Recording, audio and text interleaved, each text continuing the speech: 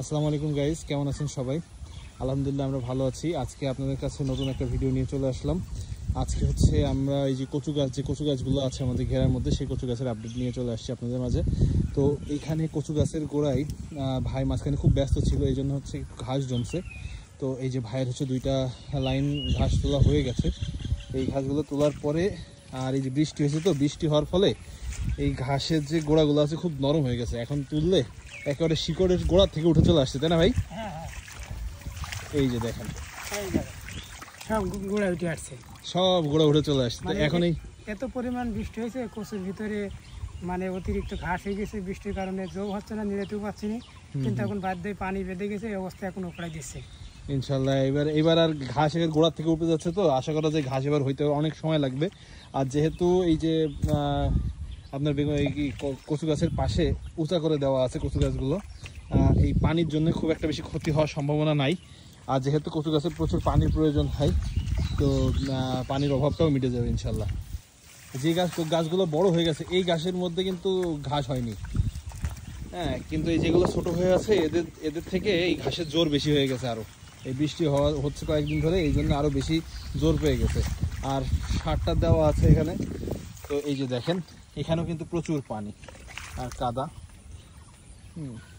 এইখানে এই কচু গাছের মধ্যে কিছু শাকও হয়েছে।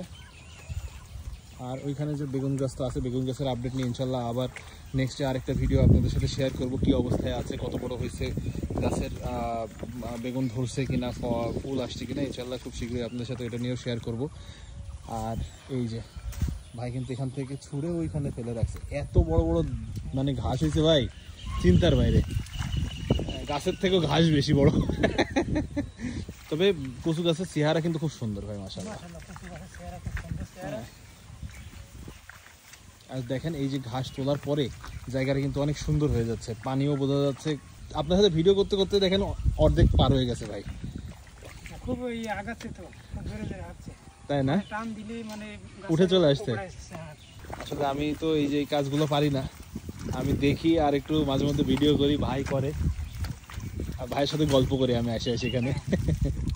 গল্প করার তো লোকের দরকার, একলা একলা কোনো কাজ হয় না, পাশে একটা লোক থাকলে পরে মন বলে কাজ করেই যায়। ইয়েস, মানে একটু সাহস পাওয়া যায় ভাই বুকে, মনোবল পাওয়া যায়।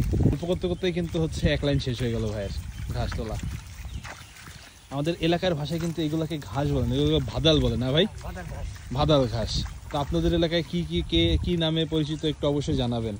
আর এই যে ভাই এখন ওইখানে অনেকগুলা হয়ে গেছে, 3 লাইনে মনে হচ্ছে যে এই পাড় ভরে গেছে, এত পরিমাণ ঘাস হয়েছে, আর অনেক বড় বড় ঘাস হয়েছে।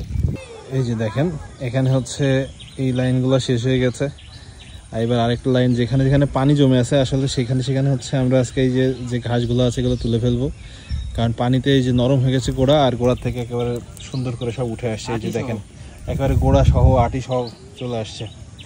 এদিকে পুরো হচ্ছে ফাঁকা হয়ে গেছে, আর এই লাইনগুলোতে পানি আছে এখনো। তো এই পানিগুলো হচ্ছে আপনার যে গোড়া আছে এগুলো নরম হয়ে আছে, তো ওই জন্য তুলে ফেলা যাচ্ছে। তো আজকের মতো এখানে আমরা হচ্ছে বিদায় নিচ্ছি।